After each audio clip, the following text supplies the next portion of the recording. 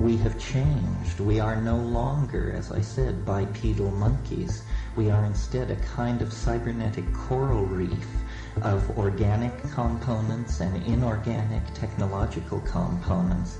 We have become a force which takes unorganized raw material and excretes technical objects. We have transcended the normal definitions of man. We are like an enormous collective organism with our data banks and our forecasting agencies and our computer networks and the many levels at which we are connected into the universe. Our self-image is changing. The monkey is all but being left behind, and shortly will be left behind. The flying saucer, again, I take to be an image of the future state of humanity.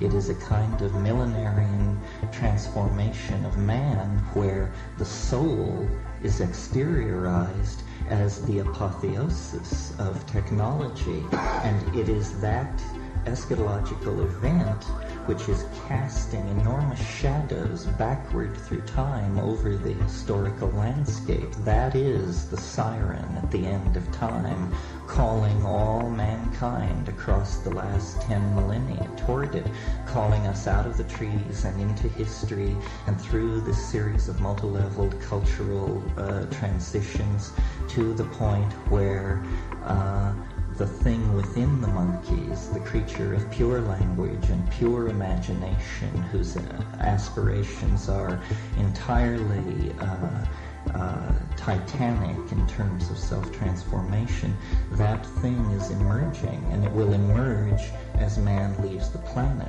And it's not something quantized and clearly defined. It is, in fact, what the next 50 or so years will be about. But at the end of it, the species will be off-planet and transformed and fully wired from the depths to the heights.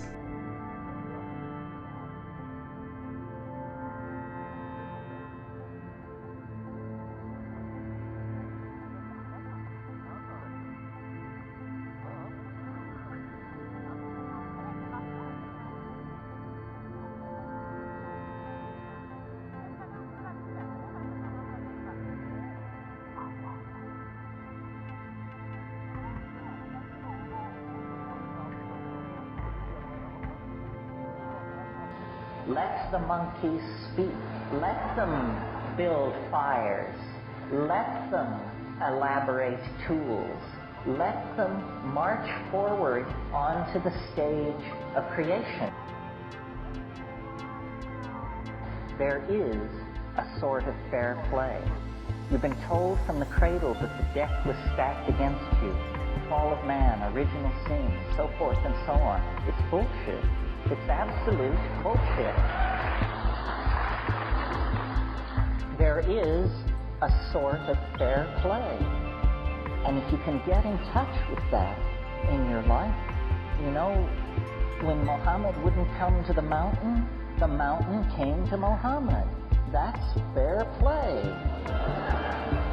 And if you can have that perception, the world will begin to work for you. It will begin to move toward you as the mountain moved toward Muhammad.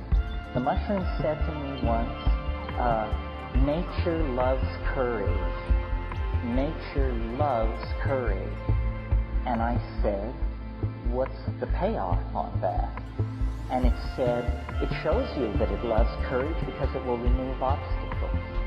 You make the commitment, and nature will respond to that commitment by removing impossible obstacles. Dream the impossible dream, and the world will not grind you under. It will lift you up.